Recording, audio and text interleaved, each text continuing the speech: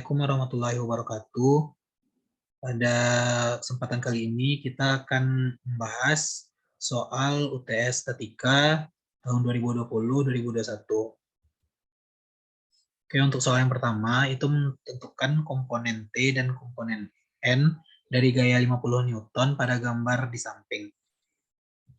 Nah, untuk gambar yang tadi itu bisa kita buat, kita uraikan. Dari gambar ini kita bisa lihat berapa nilai A-nya itu. Untuk sudut A itu bisa kita simpulkan bahwa nilainya itu sebesar 30 derajat karena sudut A berseberangan dengan sudut ini, sehingga nilainya sama, yaitu 30 derajat. Kemudian untuk sudut yang B itu bisa kita cari dengan menggunakan rumus 90 dikurang 10 ditambah 30. Nah, 90 ini merupakan sudut siku-siku. Yang coklat ini menunjukkan sudut siku-siku, yaitu sebesar 90 derajat. Dan ini 10. Dan 30 ini merupakan sudut A yang tadi. Sehingga didapatkan nilai sudut B-nya itu 50 derajat. Dari gambar ini bisa kita sederhanakan jadi seperti ini. Yang dimana ini merupakan sudut 50 derajat tadi yang kita cari. Dan ini merupakan sudut 40 derajat yang kita dapatkan dari 30 derajat ditambah 10 derajat. Nah, di sini yang garis miring ini merupakan nilai 50 Newton-nya. Nah, dari gambar ini kita sederhanakan lagi menjadi seperti ini. Sehingga kita dapatkan bahwa yang hijau ini merupakan nilai dari N-nya, dan yang merah ini merupakan nilai dari T-nya. Oke, dari gambar yang tadi itu kita bisa pilih patokannya itu mau yang 50 derajat atau 40 derajat. Nah, di sini saya mengambil 50 derajat ya. Dan untuk mencari nilai N-nya itu caranya F dikali cos 50. Nah, ini kenapa cos 50? Karena nilai yang ada di N ini merupakan sisi samping dari sudut 50 derajat, sehingga rumusnya itu cos. Dilanjutkan, F-nya ini 50, sebesar 50 Newton, dan cos-nya itu cos 50. Nah, didapatkan nilai N-nya itu 32,14 Newton. Selanjutnya itu untuk nilai T, masih sama ya, untuk patokannya itu sudut 50 derajat. Nah, untuk sisi T itu kan merupakan sisi depan terhadap 50 derajat ini. Sehingga bisa dibuat rumusnya itu F sin 50. Sehingga didapatkan nilai T-nya itu sebesar 38,30 Newton. Oke, selanjutnya itu untuk soal nomor 2, itu menentukan momen di B dan di A oleh gaya P. Nah, yang pertama itu kita bahas dulu untuk di titik B. Jadi untuk mencari momen itu, kita harus jadikan gaya yang bekerja terhadap panjang batangnya itu harus tegak lurus. Nah, di sini untuk nilai B, untuk di titik B, itu gaya yang bekerja itu kan P, dan panjangnya itu 1,5 meter. Dan gaya P ini sudah membentuk sudut siku-siku atau sudah tegak lurus terhadap batangnya. Nah, sehingga langsung saja kita tulis rumusnya itu momen di B sama dengan F dikali R. F ini merupakan gaya yang bekerja dan R ini merupakan panjang dari batangnya. Sehingga bisa kita cari momen di B itu sama dengan 50 Newton dikali 1,5 meter. Didapatkan momen di titik B itu sebesar 75 Newton meter. Nah, selanjutnya untuk mencari momen di titik A, itu kita bisa menggunakan rumus momen di A sama dengan gaya yang bekerja dikali R. Nah, sama seperti tadi, kita harus menjadikan gaya yang bekerjanya itu terhadap batangnya harus tegak lurus. untuk F yang kita butuhkan itu yang horizontal, di mana nilainya itu sama dengan 50 dikali cos 45. Karena ini merupakan sisi samping dari sudut 45 derajat ini. Kemudian untuk R-nya itu adalah jarak gaya yang bekerja dari titik A hingga ke gaya yang bekerjanya ini. Sehingga untuk rumusnya itu sendiri itu Y kecil ini ditambah 1,5 meter di sini. Nah, untuk mencari Y kecilnya ini kita bisa menggunakan aturan sinus yang dimana Y kecil per sinus Y besar sama dengan 1,5 yang sisi miring ini dibagi sin 90. Nah, ini maksudnya adalah sisi Y ini berhadapan dengan sisi Y besar. Sama dengan ini 1,5 panjang 1,5 meter ini itu berada di depan sudut 90 derajat. Nah, itu merupakan aturan sinus. Kemudian dilanjutkan Y per sin 45 derajat sama dengan 1,5 meter dibagi sin 90 derajat. Nah, didapatkan nilai Y-nya itu 1,06066 meter. Nah, baru kita masukkan semua rumusnya itu ke rumus umum ini, rumus momen inersianya ini, yaitu 50 Newton dikali cos 45 dikali Y ditambah 1,5 meter.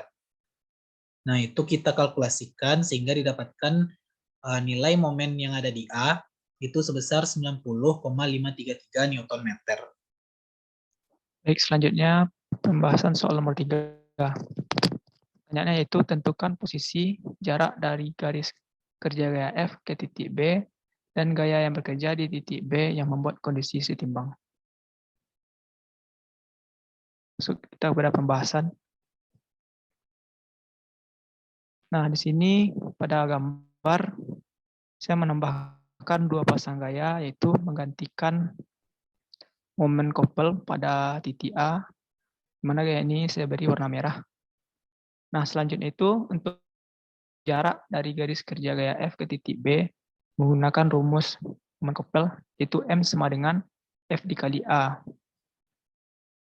di mana A sama dengan M couple per F, sehingga A sama dengan 60 Nm dibagi dengan 20 Newton dan didapatkan A sama dengan 3 meter. Mana 60 ini yaitu momen couple, besar momen couple pada titik A, dan 20 Newton ini yaitu besar gaya pada F sama dengan 20. Nah, selanjutnya supaya kondisi sistem seimbang, maka pada titik B perlu adanya gaya yang nilainya sama besar dan berlawanan arah, yaitu sebesar 20 Newton. Seperti dilihat pada titik B, di mana arah gayanya ke atas. Jadi jarak dari garis kerja gaya F ke titik B adalah 3 meter. Dan gaya yang bekerja di titik B adalah vertikal ke atas sebesar 2 Newton.